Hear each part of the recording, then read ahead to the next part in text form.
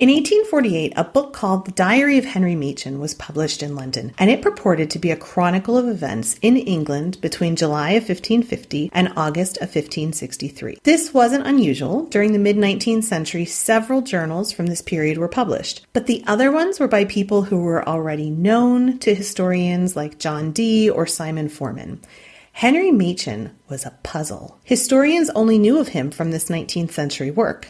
Was it real, or was it just a literary device? That is the mystery, and I'll tell you the answer at the end of the show, okay? So you have to listen. But by way of introduction, what made Tudor Chroniclers so special, and why am I doing an episode on them? Here's why. The spread of humanist thinking, as well as the printing press, means that for the first time in the 16th century, we see this birth of true historical thinking. The chronicler of the mid-15th century, who was in a place that was firmly medieval, didn't seem to have any concept that the past was in any way different than the present. When you read these chronicles, it was as if all time just was. Forever and ever, a life everlasting, amen. Chroniclers wrote down events to reveal morality, to talk about these grand lessons from God, and to write how one side or another was favored or punished by God. And you can see Bede as an example of this, the Venerable Bede, right? And it was during the 16th century that we start to see this understanding of the concept that the past was different than the present. It's not just this linear line and everything's the same and it's all morality. There are actually customs and changes in society that are different from one century to another. We also see the idea that society is made up of people and that citizens should be engaged in their society. And that began to take hold out of the rise of humanism. So one way of becoming engaged is to understand your history, to understand where you come from, and to understand the cultures and the customs that are part of your culture. Partially, this came out of the great changes of the 16th century with the Reformation. The church was no longer just this one continuous, unchanging organism. There was the church before and the church after. And as humanists were so interested in the classical period, they began to look at Rome and Greece, not just from the writing of events, but looking at objects and artifacts and evidences of events the way that we would today. They looked for evidence of Roman roads in England. They looked for coins and inscriptions, and they began to see the value of these artifacts. This was an entirely new way of thinking and looking at the past. Because humanists believed that education was so important as well, it became the job of the humanists to get these new ideas out into the world, and thus were born these amazing Tudor chroniclers. The chronicles directly led to the history plays of the late Elizabethan theatre as well. The idea of writing the past had gone from being an activity for a solitary monk alone in a cell, designed to teach people morality, to being a popular event, a day out at the theatre, and learning to understand one's place in the world, which is, incidentally, what I've been saying at the opening of this podcast for several years. So look at that, I'm channeling my inner Tudor chronicler. Let's look at where things are at the start of the 16th century. One of the first pieces that Caxton published, and if you haven't listened to the episode on Caxton and the printing press yet, you should go back and do that. One of the first pieces that he published was the Brut Chronicle, which was a medieval chronicle with events dating from the 13th century.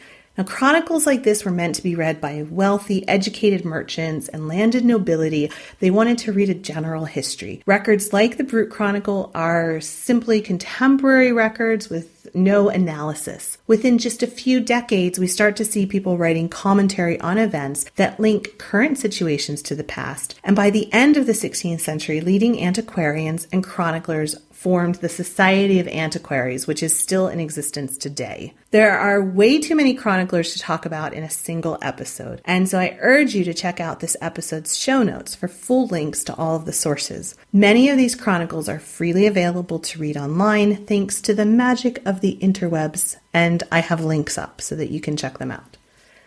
So now that we've set the stage, I'm going to pick 3 particular chroniclers to talk about: Edward Hall, William Camden, and John Stow.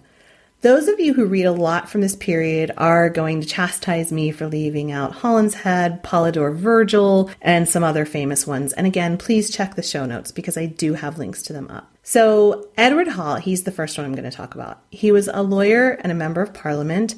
He is most famous for his The Union of two noble and illustrious families of Lancaster and York, commonly known as Hall's Chronicle, published in 1548, a year after Hall died. Hall's Chronicle begins in 1399 with the accession of Henry IV, and it follows through the Wars of the Roses, and it continues until the death of Henry VIII. Hall is a major source for Shakespeare's history plays, although Shakespeare apparently only came at Hall through Holinshead, which was a later chronicle that kind of quoted directly from Hall. So a lot of what you see in Shakespeare is reflective of Hall, though he came at it from Holinshead.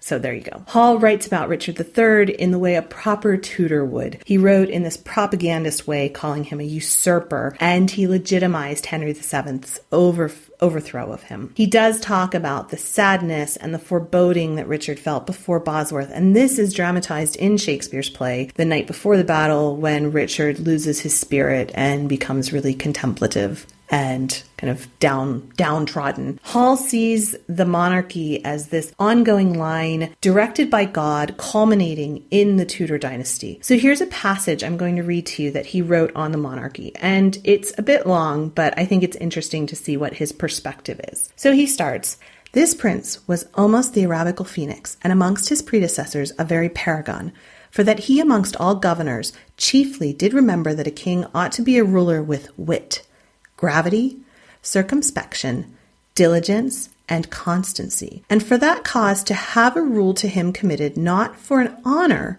but for an onerous charge and daily burden, and not to look so much on other men's livings as to consider and remember his own doings and proper acts. For which cause he, not too much trusting to the readiness of his own wit, nor judgments of his own wavering will, called to his counsel such prudent and politic personages, the which should not only help ease his charge and pain in supporting the burden of his realm and empire, but also incense and instruct him with such good reasons and fruitful persuasions that he might show himself a singular mirror and manifest example of moral virtues and good qualities to his common people and loving subjects. For it is daily seen that a vicious prince doth more hurt with his pernicious example to other than to himself by his own peculiar offense. Such a governor was King Richard II, which of himself being not of the most evil disposition, was not of so simple a mind, nor of such debility of wit, nor yet of so little heart and courage, but he might have demanded and learned good and profitable counsel, and after advice taken, kept, retained, and followed the same. But howsoever it was, unprofitable counselors were his confusion and final perdition. Such another ruler was King Edward II, which two before named kings fell from the high glory of fortune's wheel to the extreme misery and miserable calamity, by whose unfortunate chance,